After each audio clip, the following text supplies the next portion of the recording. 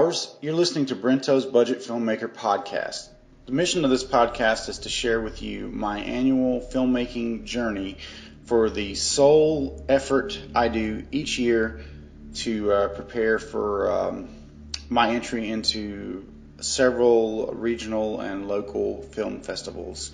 I'm an individual who has worked with a larger group, and I enjoy working with a larger group, but in this case, I want to do something that I basically fund entirely myself and get to essentially call the shots on. It's really fun collaborating with others, but once in a while, it's also a nice artistic exercise to be able to just really write, produce, and direct your own thing. And that, in essence, is what I'm going to be doing here in the next weekend coming up.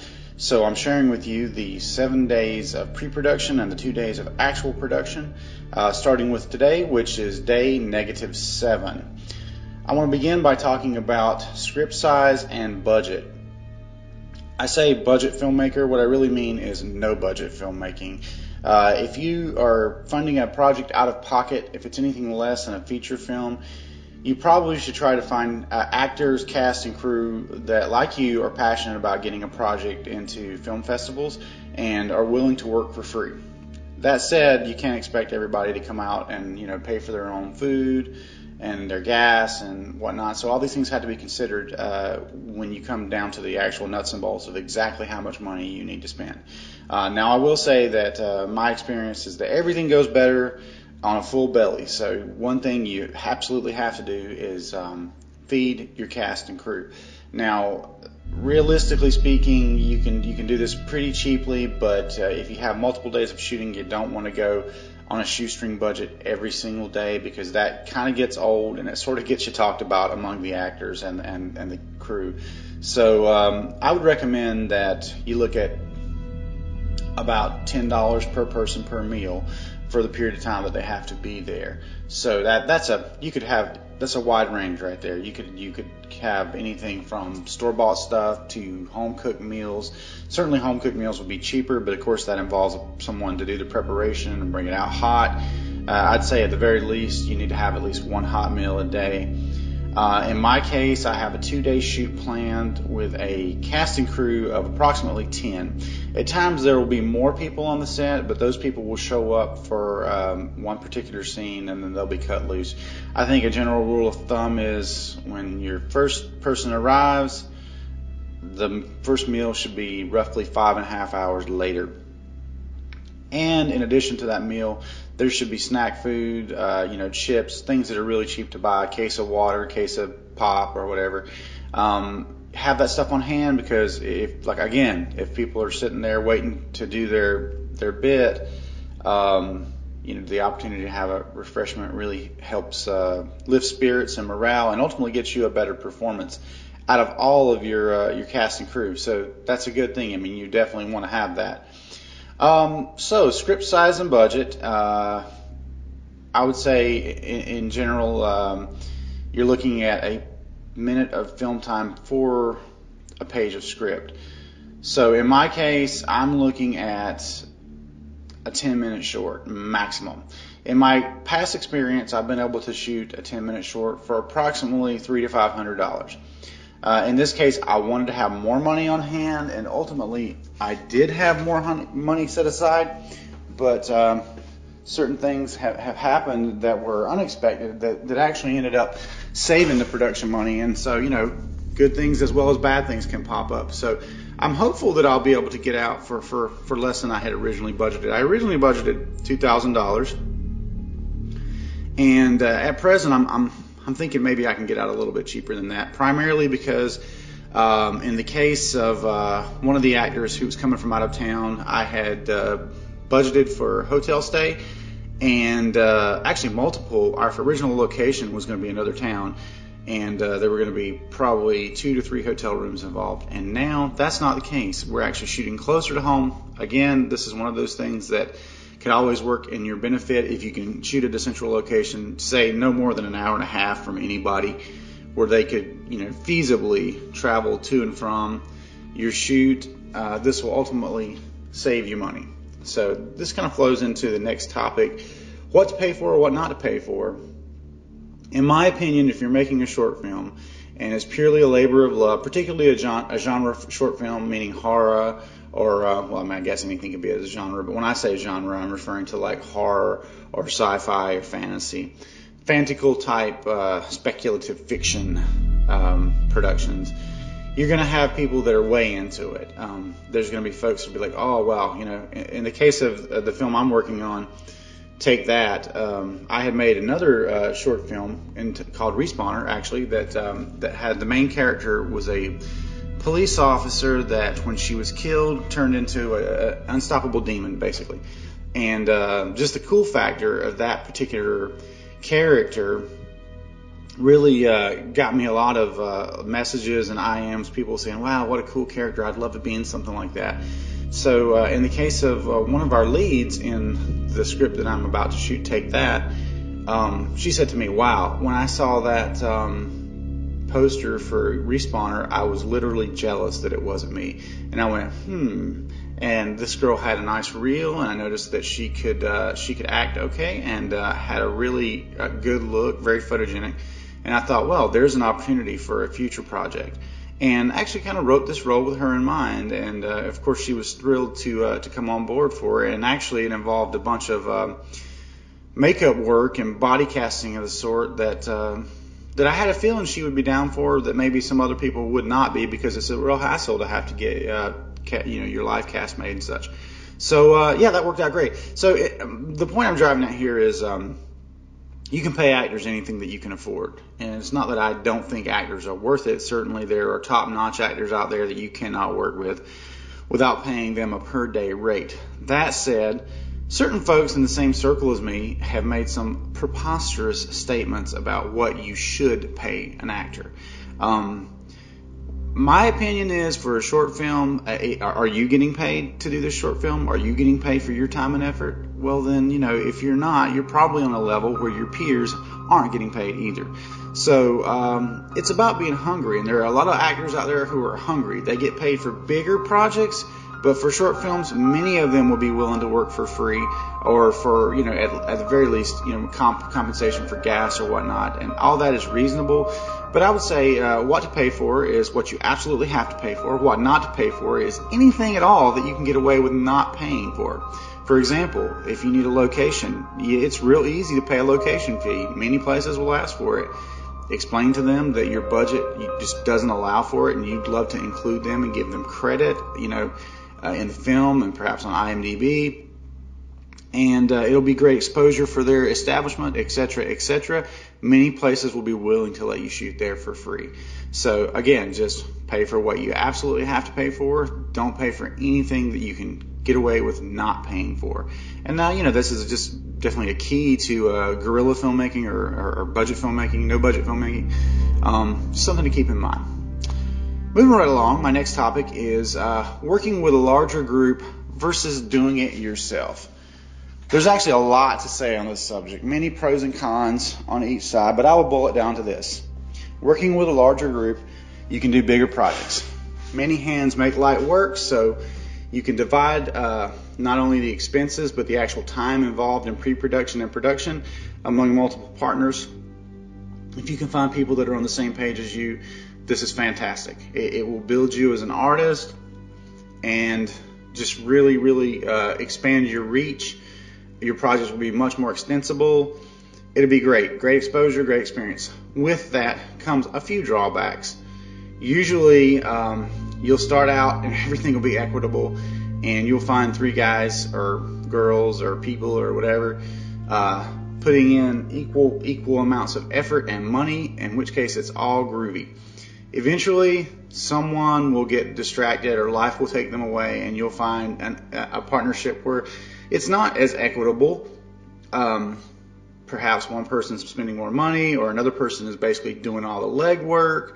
And then you start to have hurt feelings after a period of time. So perhaps, working with a larger group is great for a small time, and then some projects you might want to do yourself. Obviously, the big advantage to doing it yourself is that you get to call the shots. At the end of the day, the project's success or failure is on, it's always going to be ensemble because you have a cast and a crew. But ultimately, you can, if calling the shots is important to you for any reason, then you should explore the idea of doing your own short film or even feature film if you feel you can pull it off. But Lordy, that is a really huge task. I would recommend having 3 to 5 short films completed before you even consider trying to shoot a feature film. That's my opinion. In my experience working with a larger group, I've really enjoyed it. I've had a great time with it. But many times, what I imagined in my head had to be compromised because it was involving 2 other equal partners, and ultimately friction will arise if you get too persistent in your views, and things will go in a different direction than you'd imagine. I mean, that's not a terrible thing. I mean, works of fiction are almost never exactly what you imagine in your head, but ultimately for me, just artistically, I felt the need and desire to do a short film myself, and this will actually be my really essentially 3rd short film, and I'm using some of the common players from the larger group to help me with it, but I'm really excited about the idea of working with a script that I wrote completely independently and got my own feedback from outside the group on, and it's a very exciting prospect for me, so perhaps it will be for you too. Script is king. Basically, you have to have your script. The great thing about writing your own script is that you can take all the time you need.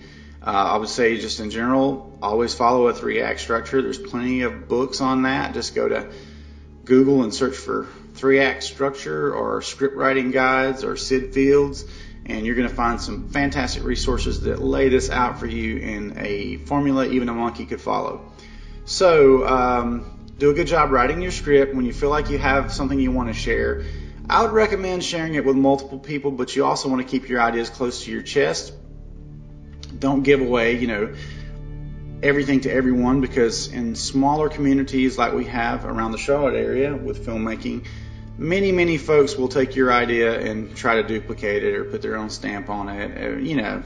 I wouldn't go as far as saying plagiarism, but as far as copying concepts, a lot of that goes on. So you want to keep that close to the vest. Get your feedback. Try to take something from every bit of feedback. You're probably going to get some glowing praise. That's less useful than the critical feedback, but if you tend to get really solid feedback that is generally positive from multiple people, then of course that means you're onto something. If you get something that's overly critical, particularly if it's someone who hasn't written any scripts or made any movies that you think are real hits, you got to take it with a grain of salt. I mean, I'm sure ego comes into it when writing. Of course, never fall in love with your first draft. But you have to be careful, because sometimes people that are giving you feedback, they have ego involved if they're screenwriters and directors, and this isn't as good as my script or whatever. So you just have to kind of take it on the whole and just sort of average it out and see what you can take from each bit of feedback. When you get where you're happy with the script, then it's time to look at it and make sure you get it as tight and small as you can and say, is this something I can afford to do? How long will it take? Who will I need? What help will I need? And then just kind of go from there.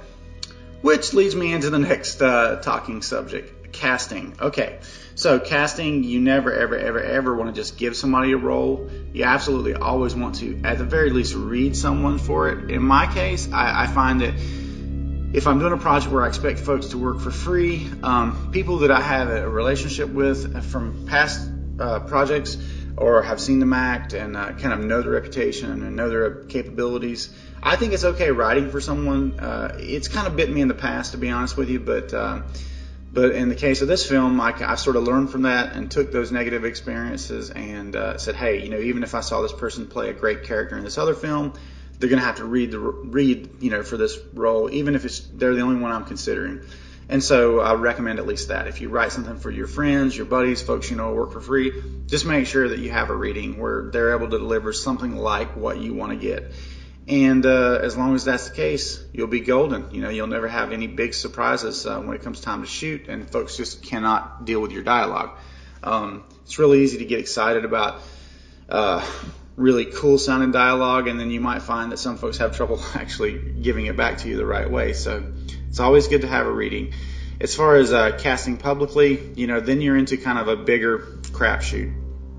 On the other hand, you might get like amazing individuals that are willing to do your shoot for free, or bring something, an entire new aspect to your project, artistically or otherwise. So casting on the forums is not bad. If you are lucky enough to have a coffee shop or somewhere that'll let you do a public reading, hey, that's even better because you tend to get more folks coming out for those. That's about all I have to say about casting. In my case, I just think it gets to be a little bit easier process every time that you've done it. Okay, so dealing with changes in cast, locations, and setbacks would be my next talking point. This project had all of those. I basically wrote the lead for this for a friend of mine who I just felt like was a really good actor, particularly comedically speaking, but a lot of folks didn't really get him, and I wanted to see him in a lead role, and I kind of planned the story around that character. Several key plot points really relate to casting someone that looks like him, and unfortunately, due to some personal family issues, he's had to withdraw from the project on like 2 weeks' notice. To say that this was a setback and a complete drag for me would be an understatement, but on the other hand, I had noticed a hesitance to commit to reading with me on the phone or just be a little more hands-on and involved in the project. And I think that was sort of a little red light for me, and I started to wonder if perhaps his commitment, had waned. And when you cast projects far out in the, you're planning something for far in the future, particularly 6 months prep time or whatever. Things like this can come up and often do. So that's just one example that I had to deal with. Fortunately, one of the folks that had read for another role, I instantly recognized the similarities in their type and thought, wow, this person could actually probably play the lead. And as it turned out, that person did not get the other role, and I went back to him and said, hey, what about the lead role? And of course, that was probably flattering as all hell, and they were happy to take it. So problem solved. Disaster averted. So locations, we already had, there's a bar room set in this location. We had a location locked down and agreed upon because I really wanted to shoot in a bar in off hours. When I called up to confirm, closer to the date, I'm going to be out of town that weekend. You'll have to do it during business hours. This was a bit of a setback and a surprise. We looked at trying to make our own bar, but the expense of it was ridiculous, and we're just going to have to deal with the situation and hope it doesn't come down to having to ADR. The pluses of the location, the look of it, having a real bar, it's just too big to ignore versus a makeshift bar. So we're going to go forward with shooting during business hours and just hope that we can kind of manage the situation. Only time will tell if that works out well for us, but I will certainly let you know. So that's just one of the circumstances, and as it turned out, the lead was really involved with a lot of our locations as well, and when he went, so did they. But we were able to make other arrangements, again, because we were planning so far in advance, and this ultimately did not become so disastrous for us. Well, we're running on at about 7 minutes now, so I don't want to carry on for too long. Join us for the next podcast on day -6, when we'll be talking about special effects and hands-on, experts versus doing it yourself, and other topics. Thanks for listening, and we'll talk to you next time on Brento's Budget Filmmaker Podcast.